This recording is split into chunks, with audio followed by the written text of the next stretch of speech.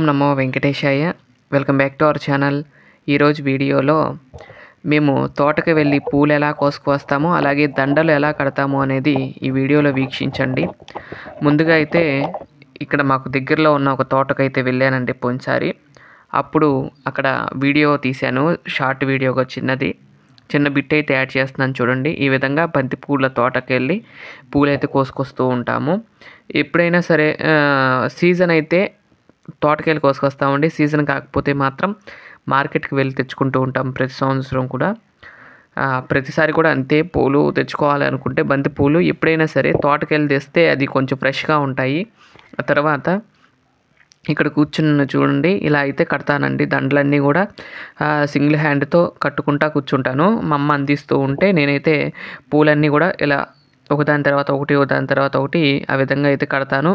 ముందుగా కిందకి చూస్తే ఇంకా ముందుకు పెడతాను చూడండి. అప్పుడు దగ్గరగా చూపిస్తాను, ఎలా కడతారు ఏంటి అనేది కూడా దగ్గరగా చూపిస్తాను చూడండి. ఇలా అయితే ఒక చేత్తో పట్టుకుని ఇంకో చేత్తో అలా మెలయటమేనండి. కానీ చూడటానికి చాలా ఈజీగా అనిపిస్తుంది, కానీ కాకపోతే 2 గంటలు అయితే సమయం పడుతుంది.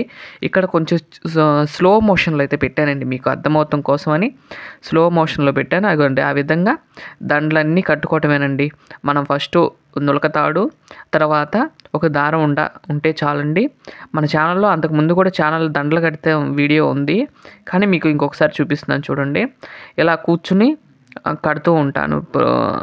పూలు ఎప్పుడు తెచ్చినా కూడా అంతేనండి, తోటకెళ్ళి కోసుకొచ్చుకుంటే కొంచెం ఫ్రెష్గా ఉంటాయి. అందుకని నేనేం చేస్తానంటే తోటకెళ్ళి కోసుకొస్తూ ఉంటాను. ఇక్కడ మామూలుగా అయితే మధ్యలో గ్రీన్ కూడా వెయ్యాలి ఆకు, కానీ ఆకు వేయటం వల్ల అంటే ఏంటంటే ఒక్కరోజే ఉంటాయండి దండ.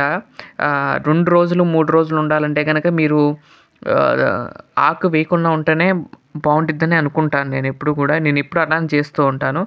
ఆకేసిన కడితేనండి అది 2వ రోజుకే వడిలిపోయినట్టుగా అనిపిస్తుంది.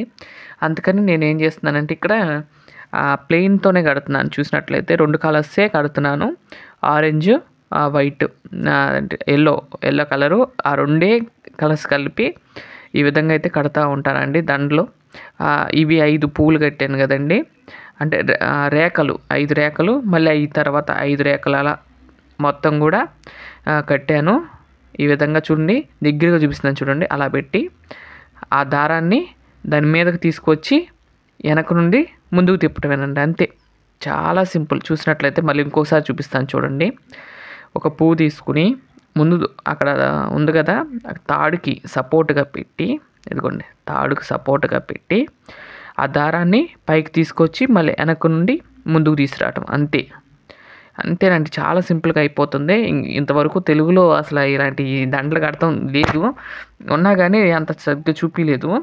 అదేనండి ఆ ట్రిక్ అనేది మీకు అర్థమవుతే ఈజీగా ఉంటుంది. చుట్టూరు తిరుగుతూ దాని అంతకు అదే తిరుగుతూ చక్కగా రౌండ్ అయిపోతుందండి. మీరు చూసినట్లయితే ఇక్కడ మళ్ళీ చూపిస్తున్నా చూడండి. అలా పెట్టి ఒక రౌండ్ పైనుండి వేసి మళ్ళీ ముందుకు తీసుకురావటం, అంతే. అలా మొత్తం కూడా దండంతా కట్టుకోవటమేనండి. ఇక్కడ ఏంది ముళ్ళు వేయటం కానీ అదే ఏముండదు. కేవలం ఏంటంటే మనం వేసే ఆ పై దండ ఉంది చూడండి, అదే ఆపుతుంది. అలాగే దండ అంతా పూర్తయిన తర్వాత ఈ విధంగా కొంచెం ఎక్కువ ఉంటాయి, కొంచెం ఎక్కువ రేఖలు ఉంటాయి కదండి బయటకు వచ్చినవి.